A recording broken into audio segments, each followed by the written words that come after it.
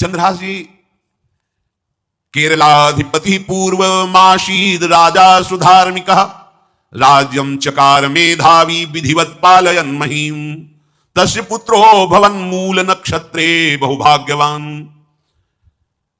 केरल देश में एक परम मेधावी सुधार्मिक नाम के राजा राज्य करते थे।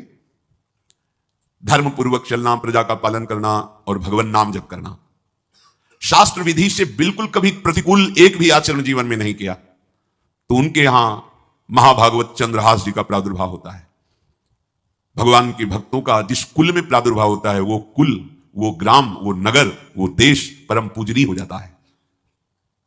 महाप्रभु चैतन्य देव जब ईश्वरपुरी जी के गांव से गुजरे, पता चला ये ईश्वरपुरी जी का गांव है, उनके शरणागत मंत्रदाता गुरु ईश्वरपुरी जी, तो उस गांव की परिक्रमा करके रज में लौट रहे थे और कहते जा रहे थे कि इस गांव का कुत्ता भी हमारे लिए भगवान के समान पूजनीय, क्योंकि मेरे गुरुदेव का प्रादुर्भाव इस नगर में हुआ और वहां के लोगों की चरण रज लेकर के माथे पे धारण करते। नाम प्रसंग कहे तू उपदेश, जहां या धर्म धन्य सो देश, धन्य सो कुल जय जन्म भयो, धन्य सो तात धन्य सो माए, माता पिता कुल परिवार 21 पीढ़ियां तर जाती है यदि भगवान का महाभागवत कोई भक्त पैदा हो जाए। ये महाभाग्यशाली मूल नक्षत्र में प्रकट हुए। लौकिक में अमंगल माना जाता है और भाव में देखो तो मूल कौन है? नक्षत्र भगवान।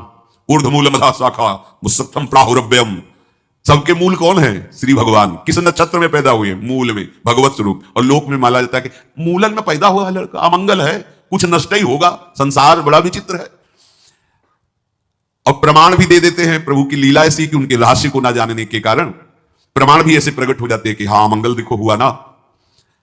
इधर बधाई प्रारंभ है कि राजकुमार का प्रादुर्भाव हुआ है। जैसे गोस्वामी जी जन्मते ही श्री मुख से उच्चारण किया राम, अहो भाग। बालक रोते हैं, गोस्वामी जी रोए नहीं थे, प्रकट हुए तो बोले राम।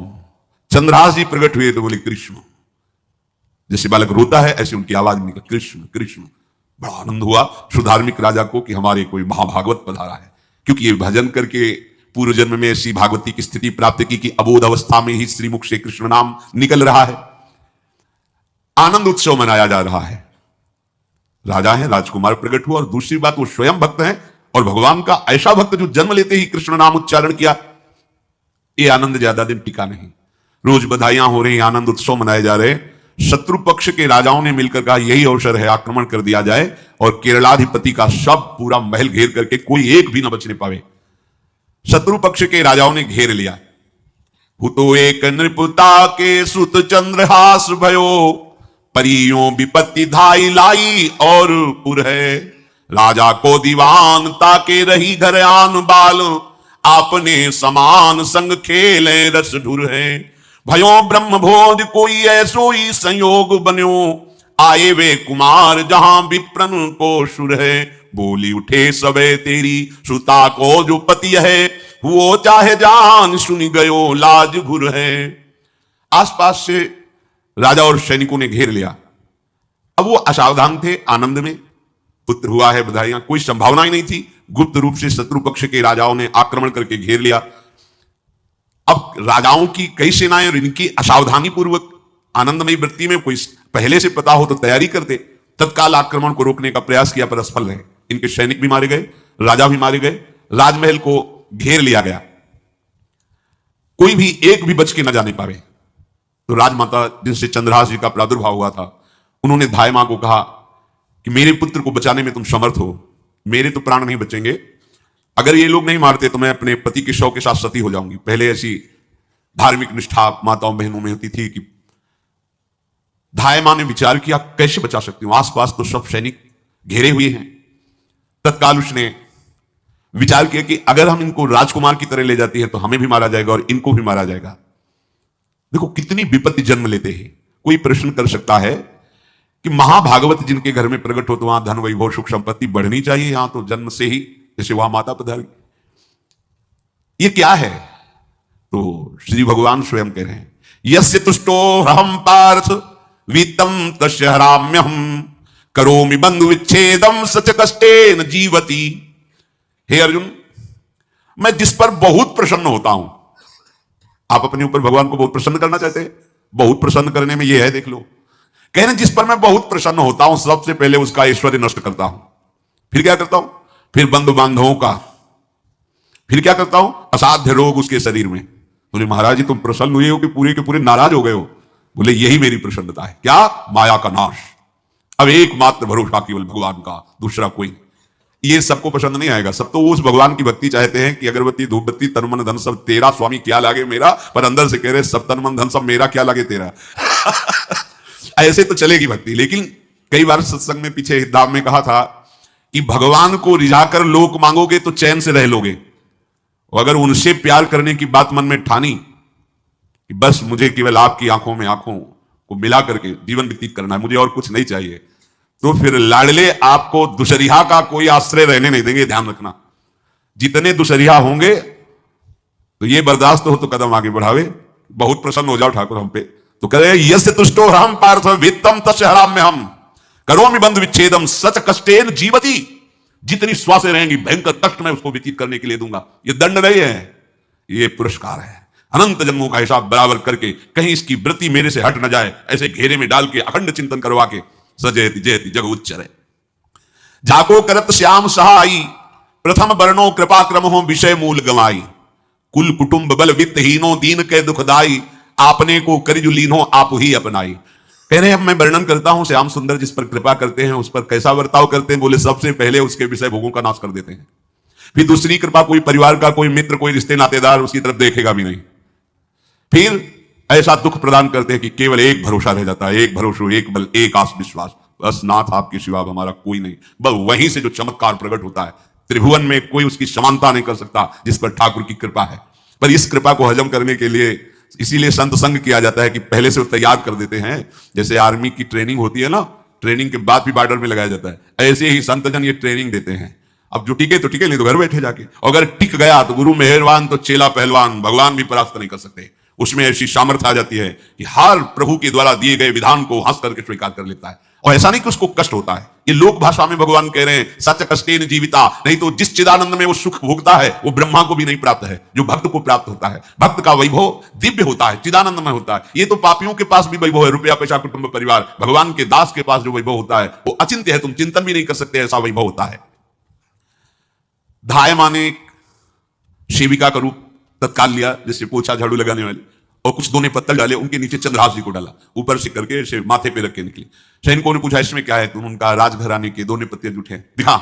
ऐसे नीचे किया तो दिखा सब ऊपर जूठन पर, चल निकल जल्दी भाग यहां से निकल। बस वो भागी, बचा ले गई। ऐसा ही चित्तौड़ के महाराणा संग्राम सिंह जब वीरगति को प्राप्त हुए तो विक्रम सिंह को गद्दी पर बैठाला गया, पर वो अयोग्य साबित हुए। तो राजपूत सरदारों ने, अभी 6 वर्ष के ही उदय सिंह थे, उनको राज सिंहासन पर बैठाल करके अपने हाथ में शासन लिया। सिंहासन के अधिकारी उदय सिंह 6 वर्ष के थे। सुरक्षा में दासी पुत्र बनवीर को सौंपा। बनवीर का दिमाग बदल गया कि 6 वर्ष का इसको काट देते हैं, हम राजा बन जाते हैं।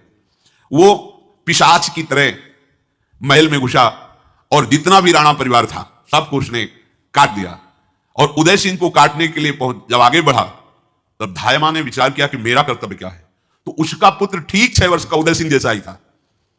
तत्काल उदय सिंह को दूसरी जगह लिटाकर अपने पुत्र को लिटाया और एक झाड़ू पोछा करने वाले को उदय सिंह को दिया कि तुम गंगा के किनारे मिलना, नदी के किनारे, मैं वहां जाऊंगी। तो बनवीर आया और कहा उदय सिंह कहां है, तो अपने पुत्र की तरफ अंगुली कर। कैसा धर्म रक्षा में ये बलवान सेवक जन होते थे। धायमा है, अपने पुत्र को अपने आंखों से अपने इशारे से कटवा रही, लेकिन राजपुत्र की रक्षा की। तुरंत बनवीर ने देखा नहीं और काट। और उदय सिंह को, तो जब उदय सिंह तैयार हुए थे तो राजमाता की तरह सम्मान करते थे। धायमा का सिंहासन से उतरकर पैरों में सर रखते थे कि तेरी कृपा से बचे।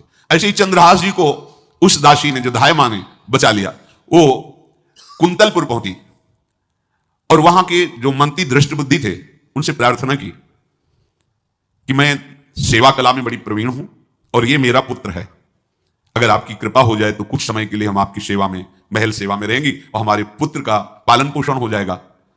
उनकी परीक्षा ली गई तो राजघराने की सेविका थी, परम प्रवीण थी, पर उन्होंने परिचय नहीं बताया।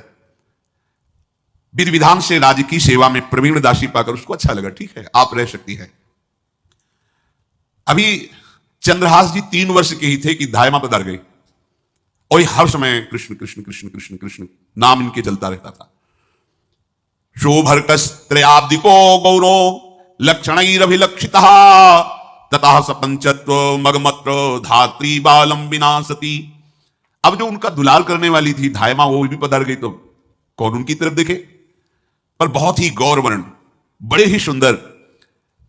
अब वो गलियों में भटकने, निकाल दिया महल से जब धाय मां मर गई, क्योंकि धाय मां की सेवा कारण उनको रखा गया था। 3 वर्ष के बालक गलियों में, तो कोई भी मां देखती उनको तो कोई उनको वस्त्र पहना देती, कोई भोजन करा देती। ऐसे ही भगवान के भक्तों की बड़ी विचित्र लीला होती है। गोस्वामी जी को कोई दरवाजे पे खड़ा नहीं होने देता था, तुलसीदास जी को।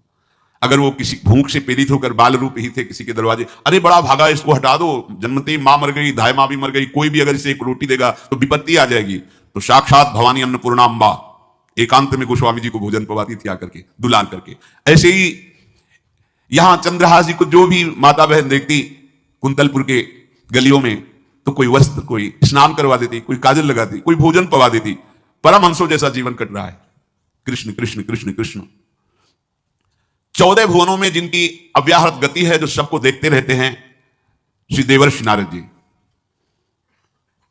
ये कृष्ण कृष्ण बोलता है बालक, और इसका हरि के सिवा कोई नहीं। एक दिन एकांत में बैठे हुए थे बालक चंद्रहास जी, नारद जी पधारे हैं, भाई जी से मिले हैं। स्वप्न में कितने महापुरुष मिलते हैं जो भजन ठीक से करते हैं, ये बड़े बड़े महापुरुष आकर के उपदेश करते हैं। ये त्रिकाल सत्य हैं, कोई ऐसा नहीं है कि कहानी है, अभी हैं। जहां आप भगवत चिंतन करेंगे तो आपको परिचय बड़े बड़े महापुरुषों का मिलने लगेगा। नारद जी आए तो देखा आंख बंद किए हुए चंद्रहास जी कृष्ण कृष्ण कृष्ण कृष्ण कृष्ण ऐसा उच्चारण कर रहे हैं। त्रिकालज्ञ सर्वज्ञ नारद जी ने देखा कि ओहो, इतना छोटा बालक और कृष्ण कृष्ण बोल रहा है। नारद जी ने स्पर्श किया दुलार करते हुए, सुनो आंख खोलो। आंख खोल के देखा श्री देवर्षि नारद जी।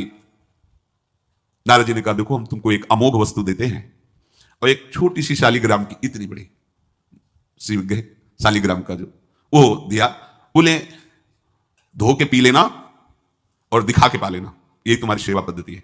अर्थात स्नान करा दिया और जो तुम्हें मिले इनको अर्पित। तुमने विचार किया कि धोने के लिए, स्नान कराने के लिए पात्र चाहिए, भोग लगाने के लिए पात्र चाहिए। तो जैसे कोई पान की बीड़ी नहीं, तो ऐसे कपोल में शालिग्राम को रखे रहते, कोई पात्री नहीं, कोई सिंहासन नहीं, यही धुल गए, चंद्रव्रत अंदर जा रहा, जब पाएंगे तो ये पा लेंगे साइड में ऐसे करके, फिर निकाल के धो। यहां कपोल में रखते छोटे से शालिग्राम चंद्रहास जी, और उपदेश किया भगवान के मंत्र का। जब कोई भगवत प्राप्ति के लिए चलता है तो भगवान ही गुरु रूप से प्राप्त होते हैं, वहां तक तुम्हें पहुंचा देते हैं या उन महापुरुष को आपसे मिला देते हैं। जब कोई भगवत प्राप्ति के लिए जहां चलता है तो ये भगवान अपनी तरफ से कृपा करते हैं। ये दृष्ट बुद्धि के जो महल में धाय मां ने इनका आश्रय स्वीकार करवाया था, उसके एक पुत्र थे मदन जी, वो बड़े भागवत थे। और एक पुत्री थी जिसका नाम था विषया, वो बड़ी सुंदर थी, अभी छोटी अवस्था की थी। मदन जी का स्वभाव था भक्तों को भोजन पवाना। जो भगवत भाव के जन होते हैं उनके हृदय में ऐसा उत्साह होता रहता है कि जो वैष्णव हैं, संत जन हैं, इनको भोजन पवाने का मतलब श्री भगवान को भोजन पवाना। भक्तमाल में भी वर्णन है कि जैसे गर्भवती मां को आप कुछ भी पवाओ तो बालक की पुष्टता अपने आप होती है, ऐसे संतों के हृदय में भगवान विराजमान प्रकट रूप से हैं। जब हम संतों को भगवत भाव से भोग पवाते हैं तो साक्षात भगवान ही पाते हैं। वो मदन थे भगवत भाव के, तो उन्होंने बुलाया बड़े बड़े भक्तों को और ब्राह्मणों को। जब ब्राह्मण और भक्त पा रहे थे तो खेलते खेलते चंद्रहास जी भी वहीं चले गए और उन्होंने भी वहां प्रसाद पाया। अब बड़े बड़े ब्राह्मणों में एक ज्योतिषाचार्य थे। दृष्टबुद्धि जी ने हाथ जोड़कर प्रणाम किया और अपने परिवार को प्रणाम करवाया और कहा, यह हमारी पुत्री है। दृष्टबुद्धि जी ने कहा, आप इसका हाथ देकर बताइए, इसको वर कैसा मिलेगा, कैसा ऐश्वर्य होगा। दृष्टबुद्धि मतलब दुष्ट बुद्धि, ऐसा ही था वो। पर बड़ा विचित्र खेल है, इसकी बुद्धि एकदम विपरीत और पुत्र महाभागवत। भगवान का खेल है, वो भक्ति विरुद्ध और पुत्र भागवत। उन्होंने कहा वर, ऐसे दृष्टि डाली चंद्रहास जी वहीं, वो है इसका वर। वो धाय का एक दासी का लड़का हमारी पुत्री का वर बने। बोले शायद आपने ध्यानपूर्वक रेखा नहीं देखी, वो हम देख लिए, यही है तुम्हारी पुत्री का वर। तो पर्यो सोच भारी कहा करो यो बिचारी, अहो सुता जो हमारी ताको पति ऐसो चाहिए। डारो या ही मार या को यह है बिचारी, तब बोली नीच जन कहो मारो ही दाहिए। लेके गए दूर देखी बाल छवि पूर, हम योनि पर धूर दुख ऐसो अवगाहिए। बोले अकुलाए तो ही मारेंगे सहाय कौन, मांगो एक बात जब कहो तब वाहिए। दृष्ट बुद्धि ने विचार किया कि एक भिखमंगा हमारी राजकुमारी पुत्री का दूल्हा बनेगा। पंडित जी को तो दक्षिणा दी, विदा किया और सैनिकों से कहा घर से निकलने ना पावे बालक, क्योंकि ज्योतिष पक्की, ज्योतिष शास्त्र सत्य है पर उसका सम्यक ज्ञान होना चाहिए। भला मुझ सम्राट के मंत्री की पुत्री, वो महामंत्री है दृष्टबुद्धि, और ये एक भिखमंगा कैसे हो सकता है? बड़ा हृदय में जलन हुआ, ये तो बड़ी अपकीर्ति और दुर्भाग्य का विषय होगा, इसी को मरवा डालते हैं, काम खत्म हो जाएगा। निश्चय किया और जल्लादों को बुलाया और कहा, बालक जो पंगत में भोग पा रहा है इसको ले जाओ और जंगल में मार के, और इसका कोई अंग हमें काट के दिखाओ कि हाँ मार, मतलब पक्का मार देना है। क्योंकि वो इतने सुंदर थे, इतने सुशील थे, इतने प्यारे लगते थे कि कोई भी मारने के लिए तैयार, इसलिए उसने शर्त रखी, इनका अंग काट करके हमको प्रमाण में दिखाया जाए कि मार दिए गए हैं। ततो देवास भगवान चांडालास्तान मुमुहत मोहितास्त्वन्त्यजा वाक्य मब्रुवन कीदृशः शिशु। चांडालों ने हाथ पकड़ा चंद्रहास जी को, लेकिन चंद्रहास जी का स्पर्श करते ही उनको ऐसा दुलार होने लगा हृदय में, जैसे मां को अपने बच्चे से दुलार होता है। स्पर्श करते, दरस परस अघनाश, भक्त का स्पर्श ही पापों का नाश कर देता है। वो दो जल्लाद आपस में कहने लगे, भाई जीवन हो गया लोगों को मारते हुए, कभी कोई पुण्य का काम नहीं। ये देखो भक्त संग का प्रभाव। इस सुकुमार विशाल नेत्र, कैसा सुंदर बालक जो हमारे चित्त को चुरा रहा है, इस दुष्ट बुद्धि मंत्री ने आदेश किया मारने का, भला इससे क्या बिगाड़ा इनका, क्यों मारना चाहता है? देखो ऐसे तो महापापी है ही हैं, क्योंकि जल्लाद घर में जन्मे हैं, पूर्व जन्म के पापों के अनुसार इस जन्म में न जाने कितनों को हमने काटा है। पर पता नहीं क्या हो रहा है, मेरे हृदय में ऐसी हिम्मत नहीं आ रही कि इस बालक को मैं मार सकूं। दूसरे ने कहा, फिर अगर उसको तुम नहीं मारोगे तो तुम मारे जाओगे, कुछ तो करना पड़ेगा। नहीं नहीं, इस छोटे से बालक से क्या किसी को नुकसान। एकांत जंगल में ले गए और कहा, तुम जानते हो हम तुम्हें किस लिए बुलाए हैं? चंद्रहास जी बालक थे, 5 वर्ष की आयु अब हो गई थी, तो उनका मुझे पता नहीं कि आप क्यों लाए हैं। बोले, हम जल्लाद हैं, तुम्हें मारने का हुक्म दृष्टबुद्धि ने दिया है, मारना तो पड़ेगा ही तुम्हें। हमारी इच्छा नहीं कि मारे, पर हम तुम्हें अंतिम बात पूछते, तुम्हें कुछ भी पसंद हो, कुछ भी, तो तुम कहो, हम तुम्हारे लिए ला के देंगे, जो तुम्हें चाहिए बोलो, पर हमें वध करना पड़ेगा तुम्हारा। तो उनका, मुझे कुछ और नहीं चाहिए, बस थोड़ा सा समय चाहिए। यदि आप मारना ही चाहते हो तो थोड़ा हमारी पूजा है हम कर ले, इसके बाद मार लीजिए। आपको तो बल है, अस्त्र हैं, मैं तो बालक हूं। उनका, हाँ हम तुम्हें समय देते, तुम किसी को पुकार भी सकते हो, जो तुम करना चाहो कर सकते हो। चंद्रहास जी का मृत्यु का भय नहीं, बस कुछ समय दे दी। पूरा महाभारत हो गया था, टिटिहरी के अंडे नहीं फूटे थे। वहीं टिटिहरी का, तो टिटिहरी एक पक्षी होती है, टे टे करके उड़ती है, तो उसके अंडों के ऊपर एक हाथी का घंटा हुआ, गिर गया से सब पूरा महाभारत में सब नष्ट भ्रष्ट। वो अंडे वैसे सुरक्षित। तो जो प्रभु भारत युद्ध में राखे भरही अंड, सोई मुंह को राखे जो राखत तो ब्रह्मांड। मैं तो अनाथ हूं, श्री कृष्ण के सिवा कोई मेरा है नहीं, मैं किसको पुकारूं? मेरा आश्रय तो एकमात्र वही प्रभु हैं। और निकाला शालिग्राम, यही सिंहासन है शालिग्राम का। भगवान की भक्तों की अपार महिमा है। मान लीनो बोलवे कपोल मध्य गोल, एक गंडकी को शुद्ध कार्य सेवा कीनी है। क्या सेवा? वहां कोई पंचपात्र गंगा आदि सब थोड़ी है, लेकर बस आंसुओं से अभिषिक्त कर रहे हैं। प्रभु मुझे तो कोई ज्ञान नहीं कि आपकी सेवा कैसे की जाती, मैं तो अपने मुख में ही आपको रखता हूं। अब मेरे जीवन का अंत होने जा रहा है, बस मैं यही प्रार्थना करता हूं कि मैं आपके ही समीप पहुंचूं, आपका ही स्मरण करूं, आपसे कभी विलग न हूं, एक भी वृत्ति आपसे कभी विलग न जाए। भयो तदाकार यो निहार सुख भार भरी, नैनन की कोर ही सो आज्ञा बध दीनी है। श्याम सुंदर मुरली मनोहर ललित त्रिभंगी ध्यान करते हुए आंख खोली और इशारा किया, काट दो मुझे। जल्लादों ने जब देखा आंसू चल रहे हैं ऐसा, वो बैठ गए अस्त्र रख के और कहने लगे, भाई तुम मुझे मार दो, भले भले वो दृष्ट बुद्धि मुझे, मैं इस बालक को नहीं मार पाऊंगा, मेरी हिम्मत नहीं है। कुछ भी हो, मेरा वध हो जाए, पर मैं इस बालक को। गिरे मुरझाई दया आई कछु भाए भरे, ढरे प्रभु और मति आनंद शोभीनी है। हुती छठी आंगुरी सो काट लई, दूषण हो भूषण ही भयो जाई, कहीं सांच चीनी है। जब नेत्र का इशारा हुआ कि वध कर दो, तो जो बधिक मारने के लिए आए हत्यारे थे वो आनंद से एकदम प्रफुल्लित हुए, कहा मैं नहीं मार पाऊंगा तुम्हें।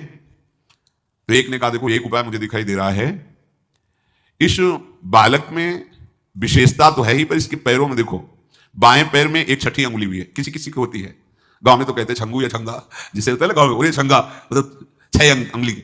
बोले इसको अगर काट लेते हैं तो प्रमाण भी सत्य, जिसकी कसम खवाएगा मैं खा लूंगा कि ये चंद्रहास जी की है, और मैं मार दिया। और कौन इस बालक को ढूंढेगा, जंगल में छोड़ देते हैं, अपनी तो सामर्थ्य नहीं। बदिकों ने, जल्लादों ने ऐसा ही किया और जाकर अंगुली दिखा दी, मैं बालक का वध करके आ गया हूं। उनको यह कि लाखों बार इन्होंने वध किया तो संशय का कोई रिश्तेदार थोड़ी है, वो तो बालक है, उसको मारने में क्या, हाँ ठीक है मार दिया गया।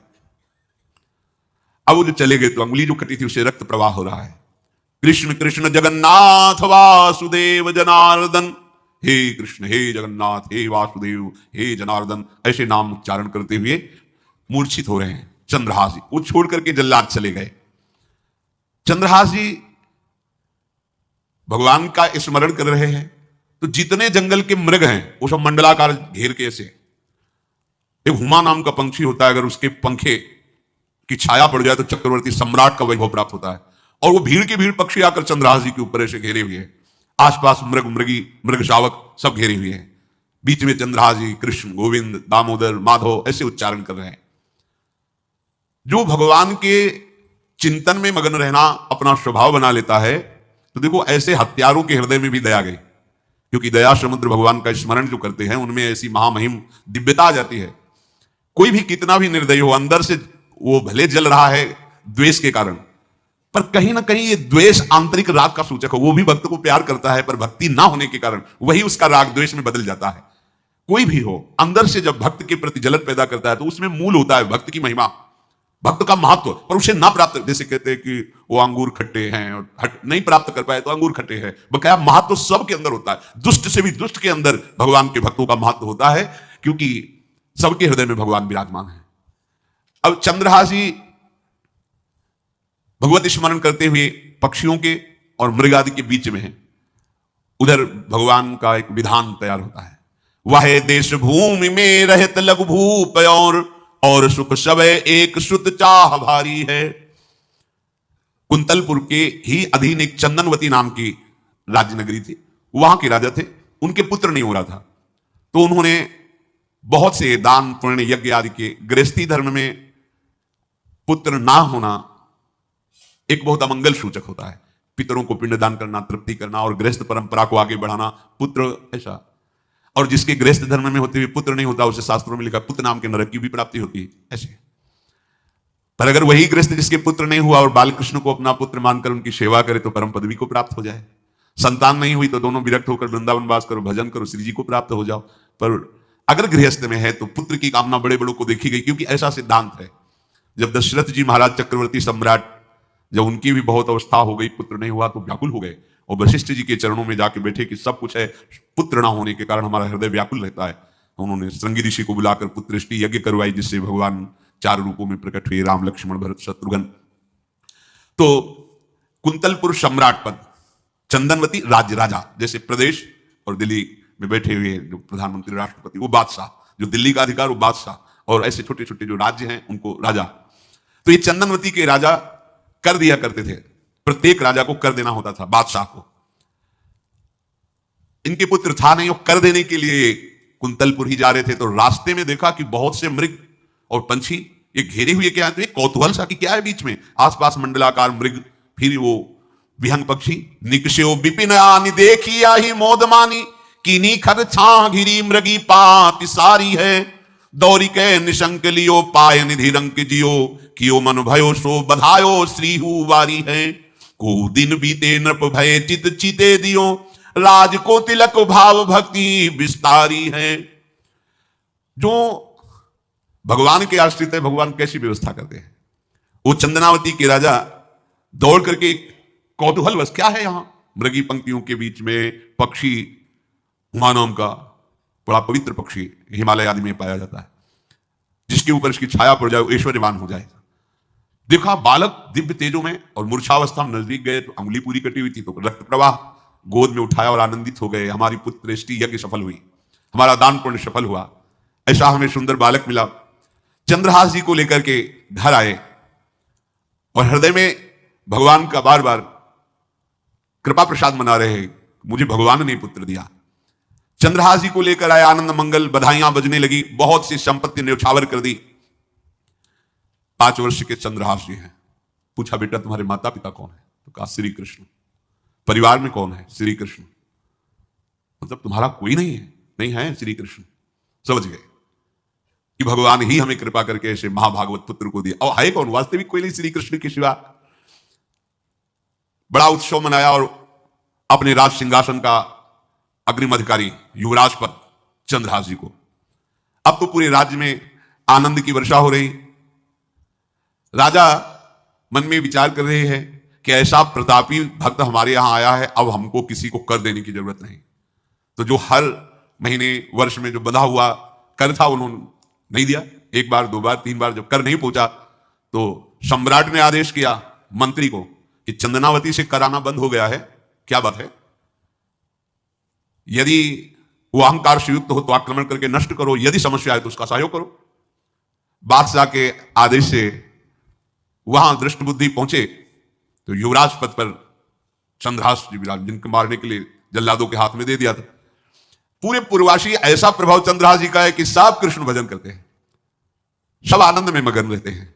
चंद्रहास जी थोड़ा सयाने हो गए थे तो पूर्ववासियों को उपदेश देते, एक बार हमारे राज्य में भोजन पाया जाएगा 24 घंटे में, और सबके घरों से आरती की शंखनाद घंटानाद सुनाई देना चाहिए। सबके यहां शाम के रोज नाम कीर्तन और भगवत कथा होनी चाहिए, क्योंकि आयुष्यम चपलम तादृक जल बुद्बुद सन्निभम चिंतयध्वम जनामूढ़ा माधवम वर्षम सुस्थिरम। भाइयों, ये आयु बड़ी चंचल है, कब शरीर छूट जाए पता नहीं, पानी का बुलबुला कब फूट जाए कोई पता नहीं। इसलिए माधव श्री कृष्ण का नाम कीर्तन, उनकी आरती पूजा, उनका ध्यान और एक टाइम भोजन पूरे नगर में। अब सोचो कितना भक्ति का प्रभाव होता है। पूरा नगर में, हर घर में आरती पूजा कीर्तन। तो रहे जाके देश सो नरेश कछु पावे नाही, बाहबल जोर दियो सचिव पठाई के, आयो घर जान कियो अति सन्मान सो, पिछान लियो वह बाल मारो छल छाई के। दही लिखी चिट्ठी जाओ मेरे सुत हाथ दीजे, कीजे वही बात जाको आयो ले लिखाई के। गए पुर पास बाग सेवा मति पाग करी, भरी दृग नींद ने कुछ सोयो सुख पाई के। चक्रवर्ती सम्राट के लक्षण स्वाभाविक चंद्रहास जी में प्रकट होते थे। अब दृष्ट बुद्धि जब वहां गया, देखा युवराज पद पर, पहचाना कि वही बालक है, ये तो चंद्रहास है, क्योंकि काफी समय तो महल में ही रहे थे दाई मां के साथ और अच्छे से पहचान थी। और उन्होंने विचार किया कि ये तो बहुत अनिष्ट हो गया, हमने तो मारना निश्चित किया था और जल्लादों ने इसको छोड़ दिया और अब तो ये राजा का राजकुमार बन गया। तो राजा से कहा कि पहली बात, युवराज पद पर बैठाने के पहले तुम्हें सम्राट को सूचना देनी चाहिए थी। दूसरी बात, अभी तक तुमने कर नहीं दिया। जानते हो कि अगर सम्राट का भाव बदल गया तो एक क्षण में तुम्हारे राज्य को नष्ट कर दिया जाएगा। तो राजा ने हाथ जोड़कर चंद्रावती के राजा ने कहा, महाराज आप ही अब हमारी रक्षा कर सकते हो। तो उसकी दृष्टि चंद्रहास पर थी, इसको मरवाना है, क्योंकि पंडित ने बताया था यही पति बनेगा। अरे तो अब तो आनंदित होना चाहिए कि अब तो राजा बनेगा, अब तो बढ़िया है। लेकिन चंद्रहास जी को यदि आप सम्राट के पास भेज देते हैं और सम्राट निश्चित प्रसन्न हो जाएंगे चंद्रहास को देख के, तो वो तुम्हारे इस अपराध को क्षमा कर देंगे। युवराज पद दे दिया और भेंट नहीं दी, कर नहीं दिया महीनों से, तो ऐसा करो चंद्रहास जी को भेज दो। राजा ने स्वीकार कर लिया। और पहले लोग बिल्कुल धर्म से चलते थे, कहीं भी अधर्म का लेश नहीं। एक चिट्ठी लिखी दृष्ट बुद्धि ने और चंद्रहास जी से कहा खोल के पढ़ना नहीं, मेरे पुत्र मदन को देना जाके, और मदन तुम्हें फिर आगे का कार्य सम्राट से मिलाना, माफी करवा देना, ये सब करवा देगा, पर ये चिट्ठी तुम रास्ते में खोल के नहीं देखना। और वैसे भी किसी का पत्र खोल के देखने का धर्म नहीं कहता। अगर कोई पत्र दे तो ये नहीं कि इसमें क्या लिखा है, नहीं, या तो हिम्मत नहीं है, इतनी धैर्य नहीं है तो मत लो। अगर धैर्य है तो हाथ में लेकर जहां तक पहुंचाना है वहां तक पहुंचा दो, नहीं तो वो कार्य ही मत लो। यह अधर्म है कि आप बीच में उसको खोलकर पढ़े। पहले लोग बहुत धर्मात्मा होते थे, एक एक बात धर्मयुक्त होती थी।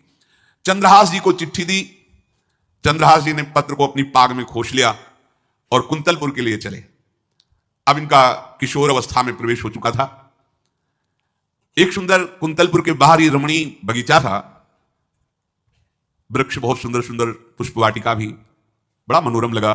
घोड़ा बांध दिया वृक्ष में और पहले सरोवर का बड़ा निर्मल जल होता, जल पिया, हाथ मुंह धोया, थोड़ी देर भगवान का ध्यान करते रहे वृक्ष के नीचे और फिर लेट गए तो नींद आ गई। भगवान बड़े कृपालु हैं। जो भगवद आश्रित होता है त्रिभुवन में कोई उसका अमंगल नहीं कर सकता।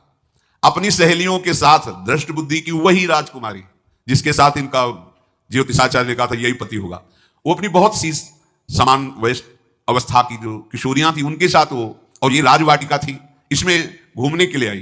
तो घोड़ा देखा तो उसने कहा यहां किसी का घोड़ा कैसे आ सकता है, हमें लगता है कोई यात्री इसमें प्रवेश कर गया, उसको पता नहीं होगा कि राजवाटिका है। खेलत सहेलिन मो आई वाही बाग मांझ, करी अनुराग भई न्यारी देखी रीझी है।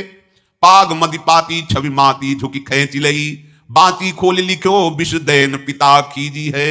विषयाशु नाम अभिराम दृग्वंजन सो, विषया बनाई मन भाई रस भींजी है। आई मिली आलिन में लालन को ध्यान हिए, पिए मद मानो गृह आई तब धीजी है। वो अपने शैलियों के साथ घूमते हुए उसी वृक्ष के नीचे पहुंची जा चंद्रहास। चंद्रहास नौ किशोर अवस्था, और जो भगवान का भजन करते हैं उनमें एक विशेष आकर्षण होता है जो साधारण आदमियों में नहीं होता। वो कैसा भी रूप हो उससे मतलब आकर्षण होता है। ऐसा लगता है इनके समीप बैठे रहे, इनको देखते रहे, इनकी बातें सुनते रहे, उनमें भगवत आकर्षण होता है। आंख बंदी हुई शोर देखते ही पूर्व विधान के अनुसार उसका चित्त लुट गया। इतना सुंदर नौ किशोर अवस्था। आसपास देखा तो सखियां खेलने में लगी थी। पाग में एक चिट्ठी सी दिखाई दी तो झुक करके चुपचाप ऐसे नौ किशोर अवस्था में चंचलता भी होती है। चिट्ठी खोल करके देखा तो वैसे ही रूप माधुरी में आसक्त हो गई कि पूर्व संस्कार से आकर्षण भी हुआ। इसने संस्कृत में लिखा था, विस्मस्मयी प्रदातव्यम त्वया मदन शत्रुवे, कार्या कार्यम न द्रष्टव्यम कर्तव्यम खलु में प्रियम। मदन पुत्र, उनके नाम था मदन। अय मदन, बिना कुछ विचार किए इसको विष दे देना जाते ही। क्या उचित है क्या अनुचित ये तुम्हें नहीं सोचना, मेरा प्रिय करना, मेरे आदेश का पालन, जाते ही से विष दे देना। पत्र। उसने देखा पिताजी की बुद्धि खराब हो गई, ऐसे सुंदर नव किशोर को विष देने की बात लिख दी। और उसे बड़ा दुख हुआ कि पहली ही दृष्टि में, अभी तो इन्होंने आंख खोल के हमें देखा ही नहीं, और इनको इस सोई हुई मुद्रा में देख करके मेरे प्राण समर्पित हो गए, मेरा चित्त समर्पित हो गया। चलो, जब मेरी सखियों के नाम पुकारे जाते हेमलता शशिकला आदि, तो मुझे चुभता था कि मेरा नाम पिताजी ने विषया क्यों रखा है। आज सार्थक हो गया, मेरा नाम सार्थक हो गया। काजल लगाई हुई थी, एक सीख से ऐसे काजल लिया, और एक संस्कृत में आ बनता है ऐसा, ऐसे बस ऐसे कर दो तो विषया हो गया। अब उसका अर्थ बदल गया। हे मदन, उचित अनुचित का विचार छोड़कर जाते ही इसे विषया प्रदान कर दो, ये मेरा प्रिय कार्य होगा। विषय पुत्री भगवान है, जैसी हो भवतव्यता तैसी बोले सहाय आप ना आवे, आप परताई तहां ले जाए। तो वही खोज दिया, और ये सुख हुआ कि तो जाएंगे भाई के पास ही ना, तो घर में ही तो जाएंगे, वहां इनकी इस प्रसन्न मुद्रा में बातचीत करते हुए मैं इनको देखूंगी। ये भगवान का विधान होता है। भगवान श्री राम जब पुष्प वाटिका में पुष्प चयन कर रहे हैं तो श्री विदेह राजनंदनी जानकी जी के नूपुरों की ध्वनि कान में पड़ी। सावधान हो गए। लक्ष्मण जी से कहते, लक्ष्मण आज तक मेरे मन में ऐसा नहीं हुआ, ये नूपुर और कंकन की ध्वनि मेरे मन में व्याकुलता पैदा कर रही है, और रघुवंशियों का स्वभाव ऐसा नहीं है। ये किसकी हो सकती है नूपुर ध्वनि? तो बोले भैया ये तो जनक जी का निज महल की वाटिका है, इसमें तो राज परिवार के सिवा किसी का प्रवेश ही नहीं होता।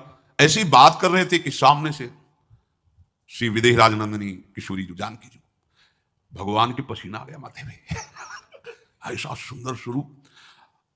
और लक्ष्मण जी से कहते, लक्ष्मण मुझे अपने मन पे विश्वास, मर्यादा पुरुषोत्तम भगवान, मुझे अपने मन पे विश्वास है कि कभी भी इसमें हलचल नहीं, पर आज कुछ हम संभाल नहीं पा रहे। ये विधान होता है ना, जानकी जी को देख, तो भगवान का विधान होता है जो ऐसा पवित्र भाव वाले। अब चंद्रहास जी ये सब कुछ पता नहीं, भगवत ध्यान में, निद्रा में, तो उठ्यो चंद्रहास जी पास लिख्यो ल्यायो आयो, देख मन भायो गाढ़े गरे सो लगायो है। दई कर पाती बात लिखी मो सुहाती, बोली विप्र घरी एक मान ब्याह उभरायो है। करी ऐसी रीति डारे बड़े नृप जीती, श्री देत गई बीत चाव पार पे न पायो है। आयो पिता नीच सुनी घूमी आई मीच मानो, बानो लखी दूल्हा को सूल सरसायो। चंद्रहास जी उठे और पूछते हुए मंत्री के घर पहुंचे, और मदन ने देवी की चंदनावती से पिताजी ने इनको भेजा है, ये वहां के राजकुमार हैं, हृदय से लगाया। चंद्रहास जी ने कहा आपके पिता ने पत्र दिया है। उन्होंने पत्र पढ़ा, विषमसमयी विषयासमयी, विषय तुरंत बिना विचार किए ब्याह कर दो, दे दो, क्योंकि लिखा है प्रदातव्यम त्वया मदन, अभी इसी क्षण जहां ये पत्र मिले, उनका जो आ गया शुभम शीघ्र बुलाओ पंडित को। पंडित ने कहा भगवान की कृपा से अगला मुहूर्त है, बिल्कुल ये ब्याह का पक्का मुहूर्त है। अब तो राजघराने तत्काल व्यवस्था हुई, और वो तो पहले ही मोहित हो चुकी थी देख के विषया जी। तत्काल दुल्हन रूप उनको सजाया गया, इनको दूल्हा रूप सजाया गया, पंडित शुरू कर दिया, गणानंद तो गणपति को ब्याह हो गया। अब जब ब्याह यहां खूब धूमधाम से हो गया तो दृष्ट बुद्धि ने सोचा कि काम हो गया होगा, विष दे दिया होगा, मगर अब हम जाके संभाल लेंगे, क्योंकि राजकुमार है, कैसे विष दिया कौन दिया, तो इस बात को हम संभाल लेंगे। जब वहां घर है तो पूरे नगर में सजावट हुई थी। बोले भैया सजावट का है कि बोले महाराज आपके ही आदेश से तो है, आपने दूल्हा भेजा था। और बोले दूल्हा भेजा, ब्याह किसने कब कहा ऐसा? बोले तो मदन के पास चिट्ठी रखी है।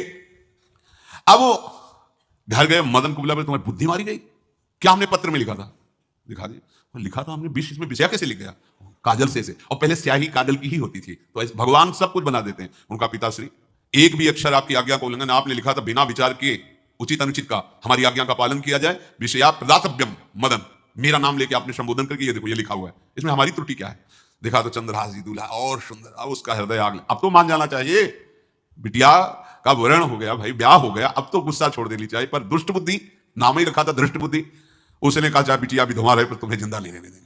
ये दुष्ट बुद्धि होती है। देखो कैसे कैसे ऐसे ही होते हैं कुछ लोग, ऐसे ही होते हैं, हमारी इज्जत फिर जेल काटता है पूरा परिवार, मार डालेंगे तुम्हें जिंदा नहीं रखेंगे, ऐसे दुष्ट बुद्धि का स्वभाव होता है। अब भाव जब बिगड़ जाता है तो फिर पकड़ में नहीं आती बात, यही समझ जाना चाहिए था। चरणों में प्रणाम करके कि अब तो तुम हमारे बेटे के समान हो, ये भी राज्य तुम्हारा, वो भी आनंद लो, अब बड़ा सुख का कार्य। लेकिन जब नकारात्मक सोच आ जाती है तो बुद्धि कंट्रोल में नहीं रहती, वो फिर उद्दंडता करने, उसका निश्चय गलत होता है। बैठे ले एकांत सुत करी कहा भ्रांत ये, कहो सो नितांत कर पाती लय दिखाई है। बाँच आँच लागी मैं तो बड़ोई अभागी, ए पे मारो मति पागी बेटी राणु सुहाई। बेटिया भले विधवा हो जाए पर इसको हम मरवा देंगे। बोल नीच जाति बात कही तुम जाओ मठरावे, यहाँ को मारी डारो मोही भाई है। चंद्रहास जू सौभाग्यो देवी पूजी आओ आप, मेरी कुल पूज सदारी चली आई है। नजदीक गया और कहा कि बहुत कृपा हुई, आप हमारे दामाद बने। पर हमारे यहाँ की एक रीति है, हमारे नगर के बाहर जो देवी हैं उसमें लड़की का वर अकेले पूजा करने जाता है, आपको हमारी कुल की रीति का निर्वाह करना होगा, आपको जाना ही होगा। कोई समस्या नहीं, हमारे लिए तो हर देवी देवता भगवत स्वरूप है, आपके लिए हम पूजने चले जाएंगे, पूजन की थाल तैयार करो। और उधर कई बलवान सैनिकों को भेजा, देवी पूजने जो आ रहा है तत्काल उसे काट देना, किसी भी तरह बचना नहीं चाहिए, तुम सब मारे जाओगे। जो आदेश देवी मंदिर में सैनिकों को लगा दिया, जो आवे तत्काल मार देना, क्योंकि अब भेज ही रहे ना, तो नाम नहीं लिया, कहा जो आवे तत्काल मार देना, मेरा आदेश अगर बचा तो मैं तुम्हें मार दूंगा। उन राज सैनिकों ने जो बधिक स्वभाव के थे पहले से वहां लग गए। अब चलो ई करन पूजा देशपति राजा कही, मेरे सुत नाही राजवाही को ले दीजिए। सचिव सुवन सोजू कहो तुम लाओ जाओ, पाओ नहीं फेर समय अब काम कीजिए। बड़ा विचित्र भगवान का खेल है।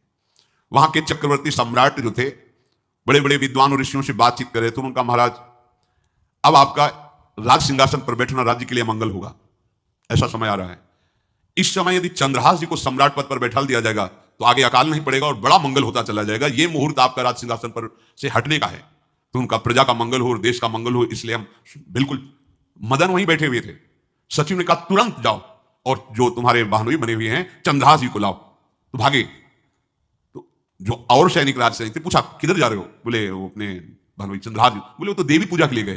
तो घर जाके वो सीधे आगे बढ़े, तो जा ही रहते थाल सजाकर देवी। बोले सुनो इसी समय मुहूर्त है, आपको देवी पूजा हम कर लेंगे जाके, या हम थाल लेके वहां बैठे रहेंगे, पहले सम्राट पद का वो अभिषेक करो फिर देवी पूजा हो जाएगी, तो घर की बात है। और देवी पूजा मैं करके आ रहा हूं, वो देवी पूजा के लिए और वो सम्राट पद के लिए बीच से ही।